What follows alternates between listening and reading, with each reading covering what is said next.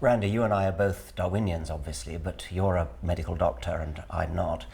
It's always struck me that a lot of medical doctors don't seem quite to have caught up 150 years after the origin. Is that your impression too? They're all very interested once they find out about it, but very few doctors have had a chance to get an education in evolutionary biology, and boy, do I ever wish I had. Yes. When I was getting my medical education. There are so many things that would have made a lot more sense if someone had just really explained how natural selection works. There are some doctors who feel, well, all I need do then is to learn about a lot of other animals as though I was a vet, but it's not quite like that, is it? No, we really need to know where they all came from and why they're all designed in ways that make things go wrong. So you use the word design there, and Yes. we need obviously to interpret that in the special Darwinian sense of You know, design. I always end up using the word design, and someone in the audience always said, you shouldn't do that, Dr. Nesse, because you don't really mean design, and they're absolutely right, of course. Well, yeah, but we've grown out of that now, haven't we, or have we not? But when you look at how the mechanisms of the body work, it's almost automatic to talk about them being designed, but really gives the proof is when you look at how badly designed they are. No sensible person would have ever left the body the way it is. Like what? What's a good example of that? Name your part of the body that you want to. Probably a lot of people watching this show have been on a skateboard. And for instance, they fall like this, and they break these bones here. The doctors call it a Colles fracture. If you look on the skeleton, it's these two bones fracture right there. Now, people have been falling down like that for, you know, a million years, or our predecessors have. Why didn't natural selection make these bones thicker? And the answer is this. We can do this marvelous thing of rotating our arms all the way around like that. I won't do it for this model because it's a Victorian skeleton that's quite delicate. But notice how those bones go across each other. If those bones were thicker, it would be more like this. And then you couldn't throw. So it's a trade-off, isn't it? Now, this is something that any machine would be limited by. But when they make robots, they still are not using two different firm rods usually. There's usually one that rotates. Okay, so it's kind of historical legacy then. That's the other part of it. Yes, exactly. Historical legacy. The technical term is path dependence. It's all the same. Probably a lot of viewers have a keyboard for their computer. In fact, we all have what's called a QWERTY keyboard. And that keyboard was designed specifically to keep typewriter keys from sticking. And so they put all the vowels a fair way away from each other, so there's a little delay. Well, this means we all type slowly because our keyboards are designed to make us type slowly. There are better designs of keyboards. There are. What's it called? The Dvorak. Yes, and once you've learned how to do it, you go faster, don't you? You first. I would, the time it takes to learn. Exactly. I'll never do that. I think the world may be stuck with Yes. these mal-designed keyboards for another 100 years just because they started off that way and the cost of changing is too high for all of us, so we're stuck with it. Likewise, there are all kinds of aspects of the body that might be done differently, but we've gone down one particular path and can't get out of it. I mean, the example I like to use with machines is imagine if you had to evolve the jet engine from the propeller engine by changing it one little step at a time. Not possible. Or if you did, you have a pretty lousy jet engine. Exactly so. What are other examples in the human body that are? The most dramatic is the human eye. Right. You know, it's held up as this example of perfection in the body. It's not perfect at all. It's a perfect example of why the body is not designed. I mean, imagine a camera designer for a famous camera company like Nikon or Pentax who put the wires between the light and the film, which is how our eye is working. And not only that, our eye has a whole blind spot where nothing works at all. Do you know that every creationist has a blind spot? I think it was Helmholtz, the famous German psychologist, who said if an engineer had given him the human eye, he'd have sent it back. Indeed, indeed. I think viewers might like to see their own blind spots. Shall we demonstrate for them for just a moment? Okay. Yes. All you need to do the demonstration is a little pencil. You can do it just with an eraser, but this particular one has a little tiny red pin on the top. And what you do is cover one eye, if you would, please. And we take the pin and we move it right in the, and you have to keep looking right at the bridge of my nose, so keep your eye fixed. And now we're going to move it just out a little bit, about 15 degrees, and right about there. Yeah, it's gone. It's gone. Yeah. You can't see it? No. Now can you see it? Yes. Now can you see it? Yes. Now can you see it? No. There's a blind spot. Yeah. That's really lousy. Yeah. So What's amazing, though, about how natural selection has made the eye so it works despite this built-in flaw is that the eye constantly jiggles slightly. We call it nystagmus. And this seems like it's a problem, but it's actually a solution. Because if it wasn't for the eye jiggling constantly just a little bit, that blind spot would always be in the same spot. You'd never see anything there. But because the eye moves slightly, you end up getting a complete coverage of your field of vision. It is remarkable how natural selection manages to kind of clean up afterwards, isn't it? That's a lot of what it does. You start off it's stuck with things. It's stuck with things for historical accident, but then the cleaning up afterwards is so good that it actually ends up a really remarkably fine instrument, despite its historical it's astounding, legacy. Right? Yeah. I mean, with the eye, there are other things that happen later in life, like detached retinas. You know, for us, as I said, all of the vessels and nerves come through that hole in the back of the eyeball. That's why there's a blind spot, and they spread out on the inside of the eyeball between the light and the place where the light is received, blocking the light. And that's why you have to have that little bit of jiggle in there. But that's for all mammals, in fact, all vertebrates. Not all species have this problem, interestingly. And if we can go over here to our octopus, I don't know if you can zoom in. All of the octopuses, the cephalopods, have an eye that's designed properly. There I used a design word again. Yeah. Their eyes have all of the vessels and nerves coming right through the back of the eyeball, so they can't get a retinal detachment. They never have a problem with the blind spot. They don't have to be moving the eye so much to get a complete field of vision. It's a better design, absolutely entirely, than ours. And the reason is, why are we so screwed up? Bad luck. Yeah. There's no other explanation, except it's bad luck. Nevertheless, we probably see better than octopuses do because our cleaning up has been differently, so thorough. you know. Yes. That's another example of trade-offs. For instance, an eagle can see a mouse from half a mile away, and we can't. Yes. But they don't have the color vision we have. They don't have the field of vision that we have. Everything in the body, once you take an evolutionary view, is trade-offs all the way down. So you're kind of answering the question of why the body goes wrong, and there are all sorts of reasons why it goes wrong. What other aspects are there of Darwinian medicine that doctors ought to know I should emphasize that this field really got going by a collaboration of mine with George Williams. Viewers may or may not know he's one of the more famous and worthy evolutionary biologists of our time. He taught us. Yeah. Right. And it's very closely related to your work on selfish genes, of course, because prior to Williams's work in 1966, most people thought that natural selection shaped species for their own good. And now we know that selection works much more strongly at the level of the gene. So that theme has infused a lot of my work with George Williams. But as we started talking in our collaboration about why the body isn't better designed, we finally narrowed it down to 6 possible reasons.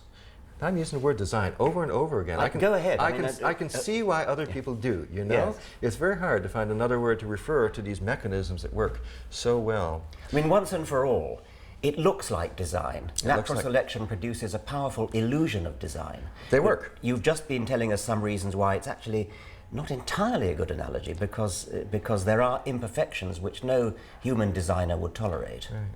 And maybe we should pause at this moment to ask if the body is a machine.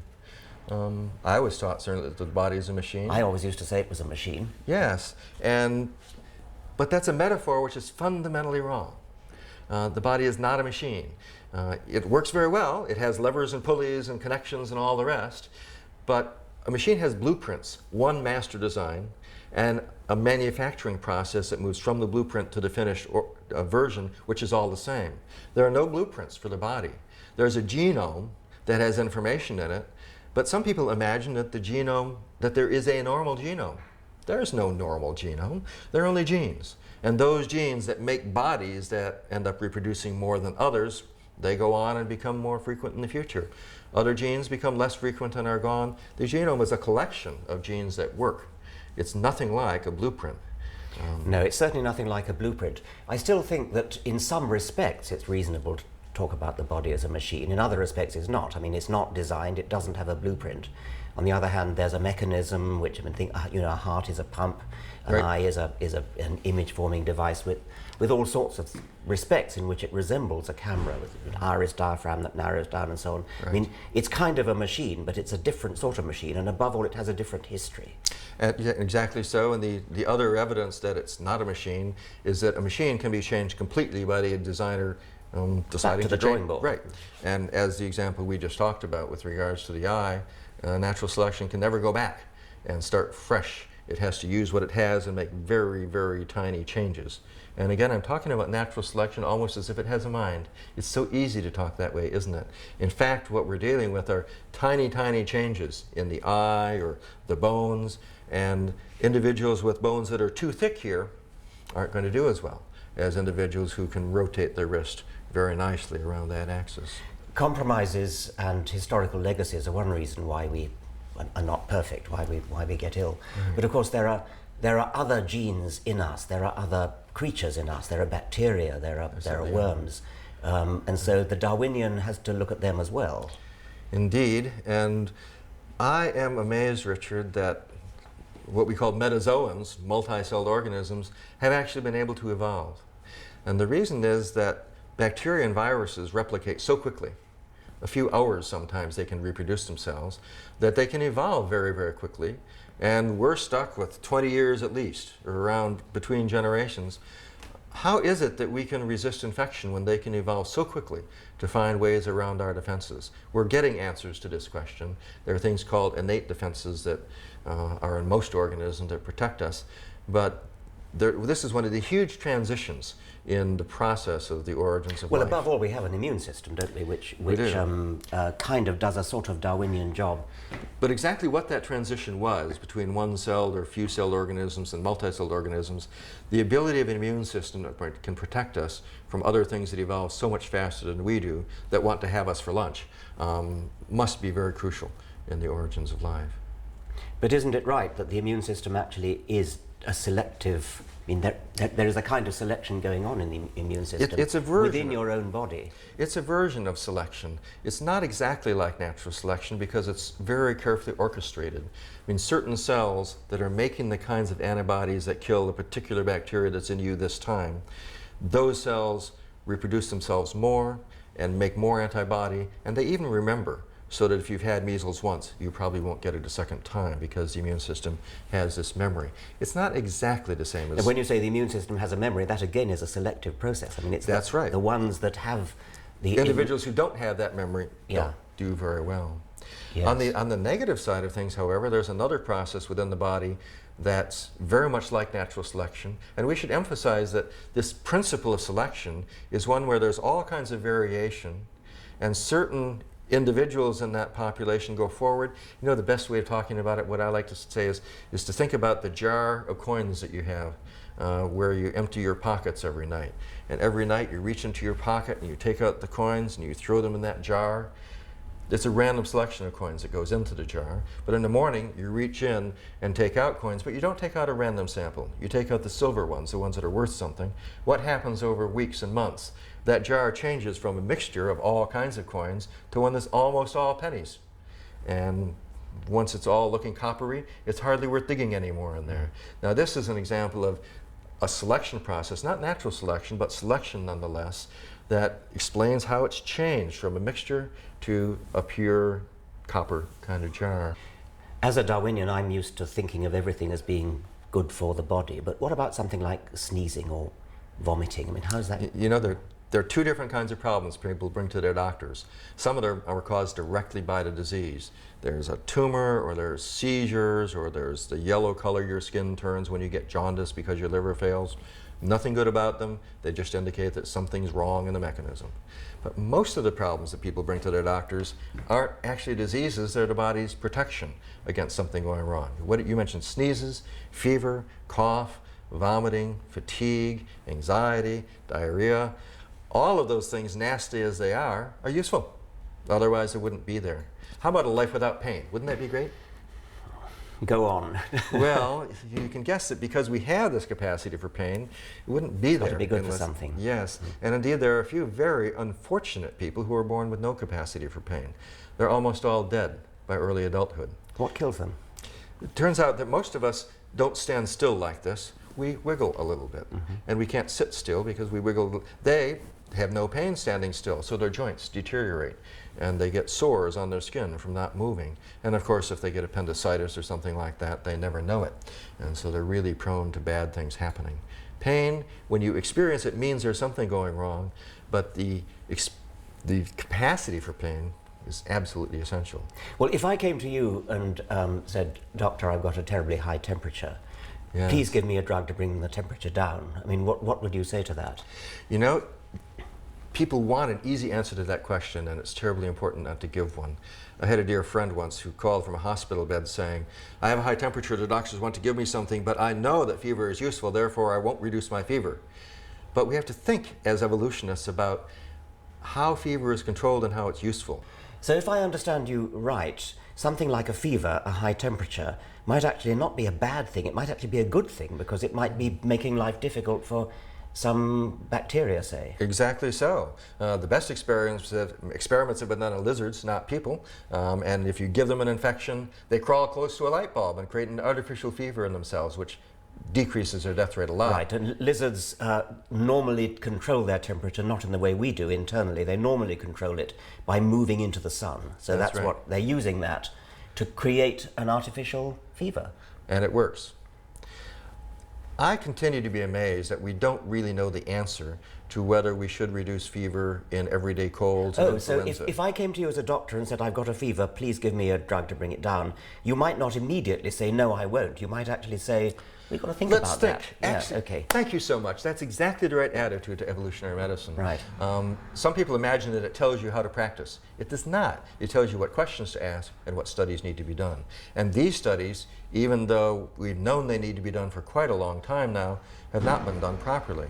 If you get, for instance, so fever is certainly useful, but if it's so useful, then how is general medicine possible? Because a lot of what general medicine does is block perfectly normal defenses. Fever, pain, nausea, vomiting, diarrhea, cough. Doctors are very good at relieving the suffering associated with those things. And when I first realized that these were all useful defenses, I wondered, what are we doing to our patients? Are we hurting them somehow? Or maybe natural selection just isn't that clever. What's going on here? And it finally dawned on me that every day when I made toast in the morning, my smoke detector went off, and I put up with it. And the reason I put up with it is that the cost of a false alarm in a smoke detector is not much. But I want my smoke detector to go off every single time there's a fire. I don't want it to go off half of the time when there's a big fire. And so the principle here is, take something like vomiting. Unpleasant to talk about, but what happens is it might cost you about 200 calories. But not vomiting, if you have a potentially fatal illness, is going to kill you. And therefore, the normal system is set by what we call the smoke detector principle to express these painful defenses much more often than they're needed. Because there's a kind of asymmetry of risk. That's exactly the right way of putting it. Right. Yes, it's quite asymmetrical. And this means that it's safe to block cough, fever, vomiting much of the time, except for the times when it's not safe. Yes. And I think the next phase of understanding these things in general medicine is going to be making sharper distinctions about when it's safe and when it's not. Now, in fact, many doctors know all about most of this already. If you've just had surgery, your doctor will tell you, please cough. And you'll say, I don't want to cough, it hurts. And the doctor will say, cough anyhow. If you don't cough, you'll probably get pneumonia. So doctors are quite onto this, and they won't give you codeine to completely block your cough if you have pneumonia, because they want you to use a normal protective response. But much more work needs to be done in this, and can be done quite quickly. Right.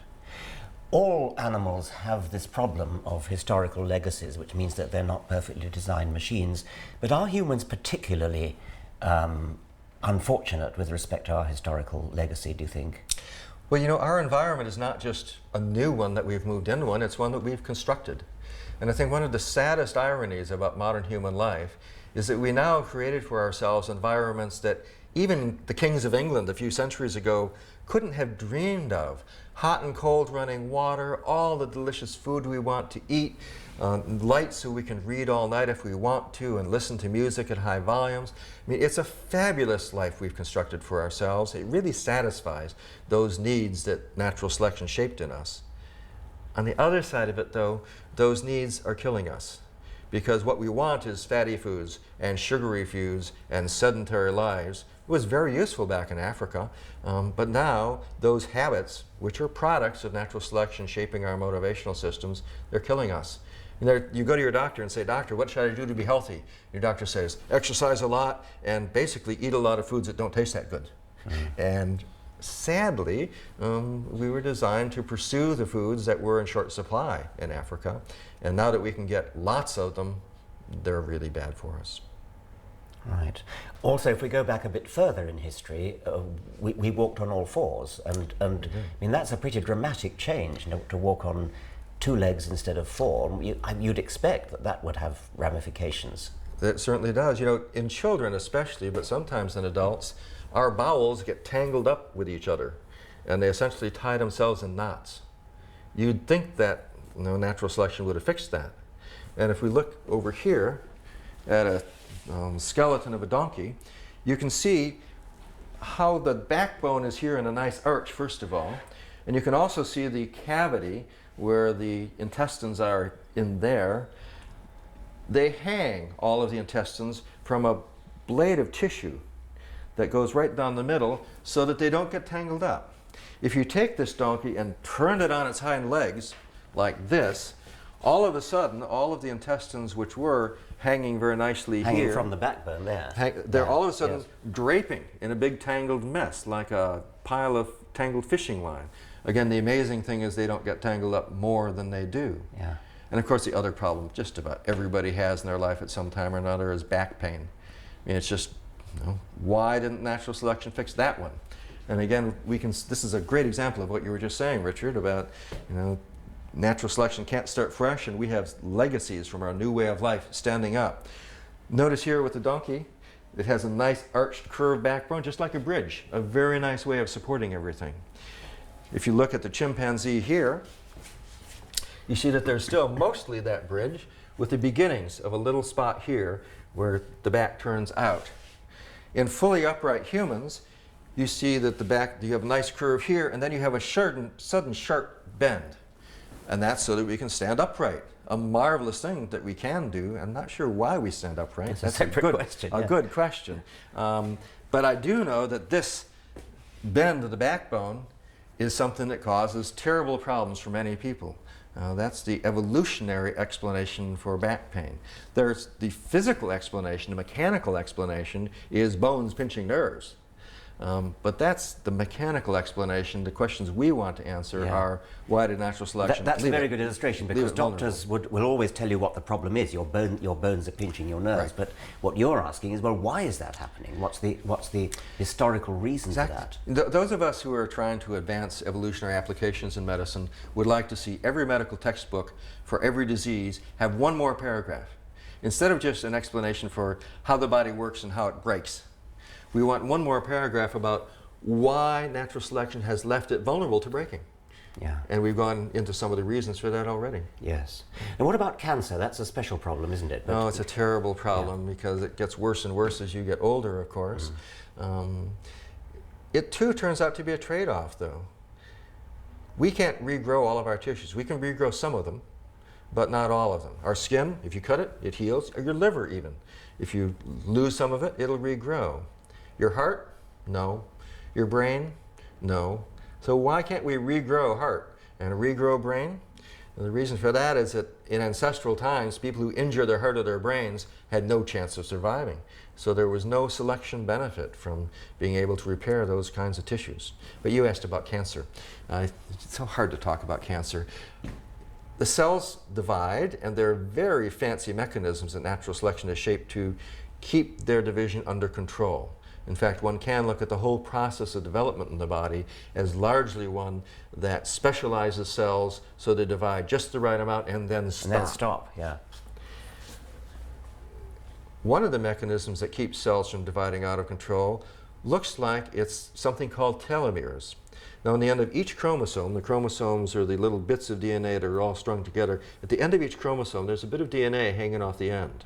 And every single time that the cell divides, a little bit of that DNA gets clipped off. And the next time it divides, a little bit more gets clipped off. And basically, it's just the unraveling of the rope at the end, and there needs to be a little spare at the end. But it's also a wonderful safety mechanism, because if this line of cells starts dividing out of control, then snip, snip, snip, snip, snip, and then the cell dies. Because once that telomere, that little bit of extra DNA hanging off the end is gone, the cell is going to die. A marvelous safety device. But it has a cost too, doesn't it? Because then, as you get older and the cells divide, at a certain point, you will have used up all of that telomere, and you will have cells dying because of that. And in a recent study, it was found that people who had longer telomeres indeed were living longer lives. The next part of the story is to show that they are at a greater risk of cancer. And so here we see in a very dramatic form the trade-offs between advantages and disadvantages. Some people might say, if natural selection is so good, how come we do get old and die anyway? Oh my goodness, that's how I got into this business, Richard. I don't know if we've ever talked about that. But when I was a sophomore as an undergraduate, I asked myself the question, why didn't natural selection make us live longer? And it should. I was convinced as an undergraduate, because there's a lot of genetic variation in how long you live. And since we know that different genes can make you live longer, why didn't natural selection increase the frequency of the genes that make you live longer? But instead, no. Most people are dead in their 80s, and everybody's basically dead by age 100. I came up with what I thought was a fabulous explanation. I thought that it was very important for the species to get rid of some individuals so that the whole species could evolve and adapt to a changing environment. And my professor said, "That's brilliant, Nesse. You have a good biology brain." He didn't. He did say this, but it was very shortly. Actually, George Williams has published his book. I can't help feeling that if you'd gone to Charles Darwin rather than to your professor, he would have said something like this: but it's reproduction that really matters. Individual survival is only a means to the end of reproduction. You know, I didn't ever learn that, even in my evolutionary biology course at college. I don't know why. People talked as if living healthy lives was what natural selection shaped. But of course it doesn't. It shapes maximizing reproduction. And if that makes you live a shorter lifespan, too bad. That's what happens. So if you reproduce like crazy for a short time and then die, you've done better than somebody who doesn't reproduce very much and lives a long time. Indeed, indeed. So when I was in medical school, I stuck up my hand and I said, "So, Professor, why do we age?" And they said, "Well, it's because machines break, that's why." And I said, "No, why wasn't natural selection better about this?" And they said, "You don't understand. It's genetic. There are mutations. Things break." I said, "Well, maybe." After I finished medical school, I started hanging out with evolutionary biologists at the University of Michigan, including actually Bill Hamilton and Bobby Lowe and a lot of other great people. And they immediately said, "You're a doctor and you don't know George Williams's theory about aging? You're ignorant." I said, "No, I've just gotten the best medical education you can get." And they said, "No, you don't know anything." So I read that paper of his from 1957, and I realized that I'd been completely wrong about aging, even though I was deeply interested in it for 15 years. And then I did a study looking at how strongly aging influences survival and reproduction for humans now. And here's a simple calculation I did. If there weren't any aging, how long would we live? It's very easy to do. You just assume that everybody, you know, your likelihood of dying goes up as you get older. That's really what aging is. What if your likelihood of death stayed the same throughout your whole life as it is at age 20? About a third of us would live to 1,000 years old. That makes it really dramatic. So now we come back to George Williams' explanation. Take a gene, he said, that makes your bones heal more quickly. It changes calcium just a little bit. It would be selected for, because you break bones early in life a fair amount, and healing them quicker would be a good thing. What if that exact same gene had a different effect that deposited calcium in your coronary arteries? What if that killed everybody by age 120? And he noted, too bad. If it gives a selective advantage early in life when lots of people are alive, that gene is going to become more frequent, even though that same gene eventually kills everyone. Once I realized that, I started realizing that I wanted to understand every aspect of the body from an evolutionary viewpoint, trying to figure out why natural selection didn't do it better. You sort of feel that if doctors could get that one point, everything else would follow. It's a rather a profound point in a way. I mean, another way to put it would be to say that a lethal gene, or a gene that makes you die when you're young, is never going to get into the next generation. But the very same gene, if it has its bad effect a bit later, right, it's got a better chance of getting into the next generation. Right. And if it doesn't have its bad effect until you're 100, then it's going to get through all the time. And That's so right. we are a kind of walking dustbin of late maturing lethal genes. Right. But if any of us had a gene that made us die young, well, none of our ancestors had a gene that made them die young. And indeed, yeah. How many of your grandparents died before reproducing, Richard? Yeah, very good point. Right. What about mental health? Can we bring Darwinism to that? We certainly can. And many people imagine that it's just them and their family that have problems with depression, alcoholism, anxiety, and schizophrenia and the rest. Oh, no, no. The World Health Organization data shows that, especially for women of reproductive years in modern countries, more than half of all of the medical disability and early death is from mental problems, mainly depression and anxiety disorders. But let's take anxiety for a second. Wouldn't it be great if we didn't have any anxiety? If we were just completely relaxed and mellow all the time? Except that we wouldn't have prepared for this program at all. We wouldn't have done our studies. But it's worse than that. Imagine if we were at a watering hole in Africa, well before anybody learned to read. A lion comes by, and we run like mad. But there's some variation, isn't there? Some people run at the least hint of a lion. Some people run when the lion's coming near them. And other people don't run until the lion is right on top of them. And you can see where this is going. The ones who run away when the lion is a long ways away never get any water. That's really bad for you. The ones who wait until they can smell the lion's breath often become lunch for lions. It's those people in the middle who do best. But now we're back to the smoke detector principle. Imagine you hear a sound behind a rock at that watering hole. How loud does the sound have to be to make you run away? You don't know whether it's a monkey or a lion. How loud does that sound have to be? And you can actually calculate just how loud it should be. If the cost of running away is, say, a couple of 100 calories, and the cost of not running away if that sound comes from a lion is 200,000 calories, then you should run away whenever the sound indicates that the probability of the lion being there is greater than 1 in 1,000. This means that the majority of times you have a panic attack and run away, you won't need to. But it's still perfectly normal. I treat patients with panic attacks quite often. It's a very treatable psychiatric problem now. And I had never really grasped what was going on until I took this evolutionary view and realized that the whole system was designed. The whole system was shaped by natural selection to go off with many false alarms. And that's why we're all so prone to anxiety that it really doesn't help us most of the time. And some people have their smoke detectors tuned a little bit more They certainly risk-averse than others. They certainly do. Yes. And they have advantages as well as disadvantages. My patients find this wonderfully empowering. They've always thought that they were just anxious people who weren't as good as other people. And when they finally learn that, in fact, they have real advantages over other people because they're more sensible in some ways, that helps them quite a lot. I was going to ask about that because a lot of what you're saying is explaining why we go wrong in these ways. And I was going to ask you, how does it actually help to cure people? And you've just given one reason, which is that your panic attack patients actually are comforted by having the explanation given them. Not only comforted, about 20% of them get cured. Get better, yes. Yes, and previously they would say, I think it's cancer, doctor, I think I have a brain tumor, I think I have heart disease, and I would say, no, no, no, the tests show that you don't have that. And they'd say, yes, but I still could. But they didn't really understand what panic attacks were. Once I started saying, listen, panic attacks are false alarms in your getting away from lions system. And because they're false alarms, running away and getting out of the store doesn't do you any good. In fact, every time you get out of the store and run away from your own anxiety, it makes it worse. About 1 out of 5 patients says, oh, now I know what that is. I'm just going to ignore it. And they go about their lives and are not bothered by panic anymore. Very, very practical. I suppose one could say, well, but there aren't any lions. I mean, it's... Nowadays, it's not all that useful, although we still do have fatal kinds of dangers sometimes. Not lions, but more likely other people and other kinds of dangerous situations. Yeah.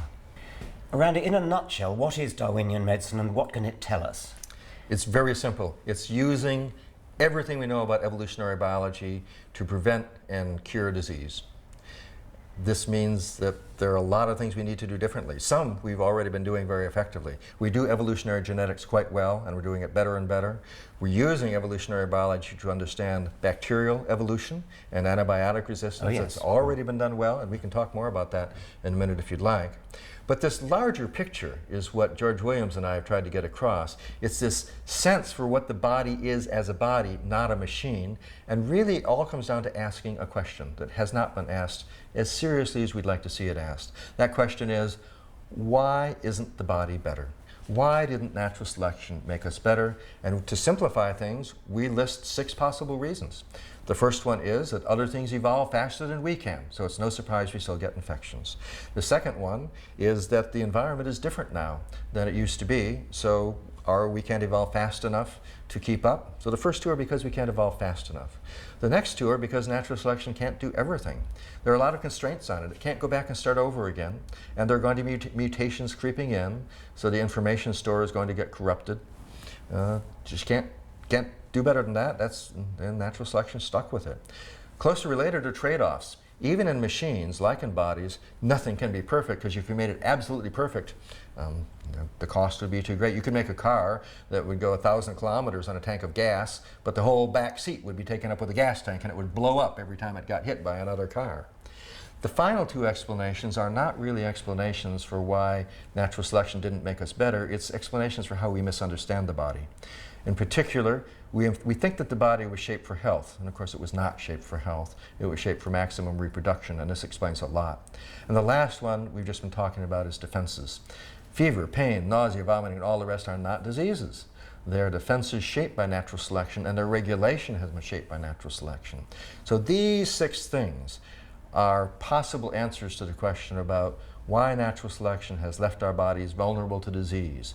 Our bodies are so fabulous in some respects. Our heart keeps beating and never takes a 5-minute vacation for decade after decade after decade. That's astounding. Our eyes work so well late into life for most people. But we have an appendix, we have a wisdom teeth, birth is difficult, many people get nearsightedness, and the combination of some things being so perfect and other things being such botched jobs is what should make us all sit up and take notice that this is not a machine. This is something that's been shaped by natural selection. It has a lot of vulnerabilities built in that can be explained only by how natural selection works. If you had your way, could you retrain doctors to think differently? And how differently would they actually act when they're faced with patients? You know, there are a lot of specific things that doctors can do differently as they understand natural selection better. For instance, using drugs to block pain and vomiting. If you think more evolutionarily, you'll do that slightly differently. Mostly, of course, you'll do the proper research to get the answers. I don't think natural selection actually tells doctors practice differently immediately. What it gives doctors is a more accurate sense for what a body is. So when a doctor sees aging, many of them think of a machine breaking down because parts break. But once you start recognizing that that's not just what's going on, that every aspect of the body breaking down is involved with some trade-off that probably has advantages, and talk about how practical this is. We're now finding specific genes that are involved in aging. Would it be very wise for just to go and knock out those genes? We soon may well have the capacity to do that. If you're thinking just from a mechanical point of view, that sounds like a good idea. But if you understand the body from an evolutionary point of view, you'll hesitate carefully and say, we've got to study this before we start knocking out genes that natural selection has preserved. Why do males tend to die younger than females? Oh yes, you and I were members of the feeble sex, aren't we? I think it's not quite fair. So it just doesn't seem fair, does it, that guys like us are going to die on the average 7 years younger than women? You'd think, especially natural selection, if it wanted to favor males, could have at least allowed us to live longer, but we don't. So is it just here in this country and in Western society? No, it turns out to be every place. I got data from the World Health Organization that lists mortality rates, what percentage of people die at each age, for 20 different countries at different ages of life. And I wanted to figure out, for every 100 women who die, how many men die at age 20? And my guess was, about 120 men die for every 100 women who die, about a 20% excess. But when I looked at the data, for every 100 London women aged 20 who die, 300 men die. The death rate is 3 times higher. I was flabbergasted, even though I was a properly educated doctor. No one had ever mentioned this. And then I looked at 20 other countries. Same pattern in every country. It ranges between about 2.5 and 5 for that peak. Then I looked across the age span. Throughout the entire lifespan, males die more. So how come? Why did natural selection discriminate against men? And of course, once again, we're back to trade-offs. Males that invested more in competition and certain kinds of muscular vigor and all the rest ended up having more offspring than other men. There's variation in the amount of investment in that kind of reproductive competition. For women, competing for mates doesn't influence the amount of babies they have very much. Most women can find a mate and they don't have to compete in the same way. As a result, natural selection has invested much more of life's energies into mate competition for males and less in females. So for us, we have less investment in repairing our tissues. And as a result, we die. Those 300 that you mentioned, what are they actually dying of? We actually looked at that. It turns out that for the 20 leading causes of death, 19 of them are higher for males. And we also looked to see if it was all explained by riding motorcycles without a helmet and drinking too much too fast and unsafe sex. About half of it's accounted for by those behavioral kinds of factors. But cancer, lots of other things as well, pneumonia, they're more frequent and more deadly for males. So our bodies seem to be designed, and it's in other species too, of course. If you look at chimpanzees, you see the same pattern. The males are competing and fighting and dying young on average compared to the females. So let me see if I got this right. We're all governed by compromises, and there's a compromise between reproduction and long life, and that applies to both sexes. That's the big compromise. That's the big compromise. But the compromise comes out at a different place for males than for females, because for females, they can reproduce more if they live a longer time and have a child and then another one and then another one and then another one.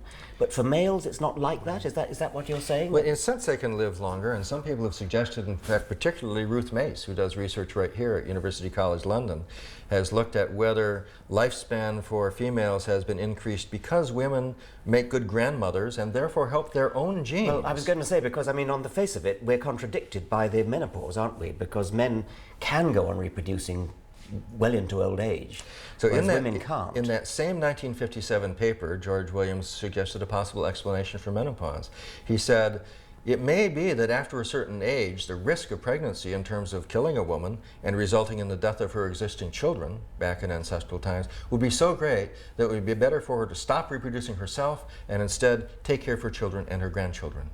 Now, since then, there have been a dozen papers published on this with mathematical models and data, and it's beginning to look like he had the right idea of an answer. It looks like women who do stop reproducing may have a better ability to care for children and grandchildren, and they get into, it's still a controversial issue, actually. We're all of us descended from an unbroken line of ancestors, not a single one of whom died young. Yes. But they all potentially died old, many of them died old. Would that be one way of summarizing the whole Darwinian medicine? And those who died message? At age 20, on the average, had fewer offspring than those who died at age 40 or 60. So indeed, everything is a trade-off, and there's variation, which has resulted in selection for genes that maximize reproduction. Usually they maximize health also, but not always. So we're really not designed for health, we're designed for reproduction, and if there's any competition between those, reproduction wins. That's right, absolutely. It's a sad thought, isn't it? It doesn't mean we all have to rush around reproducing like crazy. No, it certainly doesn't. In fact, it might make you think that maybe natural selection has played a bit of a trick on us, encouraging us to do things that are good for our genes, but not necessarily good for us. I think it is important to remember that although natural selection does explain why we're here, it doesn't provide us with a recipe for how we ought to behave necessarily morally or politically or anything like that. No. And even, I mean, finding out that on the African savanna there were good reasons for eating a lot of fat and sugar, that's not a good reason for eating a lot of fat and sugar. And what's worse, even knowing that doesn't really change much our ability to resist eating those tasty things. Why is life so full of suffering? You know, it's such a profound and awful question, you hardly dare touch it. But thinking about it from an evolutionary point of view, there's a quite specific answer. Most of the kinds of suffering we experience, whether it's pain or even vomiting or fever or anxiety or depression, those are adaptive defenses in their place. The question is, why do they get dysregulated? Why do we have so much of them when we don't really need it? And it's because of how natural selection has shaped the mechanisms that regulate them. It shaped them to go off when they could possibly be useful, because most of them are inexpensive. And as a result, many of us spend our lives feeling like we're missing something, or too anxious or depressed or something, or in pain. And we don't need these feelings in modern life especially, but even in earlier life. But they've been good for our genes, for our ancestors, on the average, so we have them. It's the smoke detector principle again. It is a smoke detector. It has profound implications for the future and our ability to change human life. You know, right now we're in the midst of a revolution in psychopharmacology where we're beginning to use medications to influence our anxiety and our mood and all of the rest. Usually that's talked about in terms of the brain being broken in some way, and in many people it is. But in many people, they're having more of an emotional negative response than is useful. And blocking that response with medications is just as useful and appropriate as blocking a fever with aspirin. And it's doing very much the same kind of thing. But the key is thinking about what we're doing. And the key to thinking about what we're doing is asking the evolutionary question about why hasn't natural selection made the body better? Right.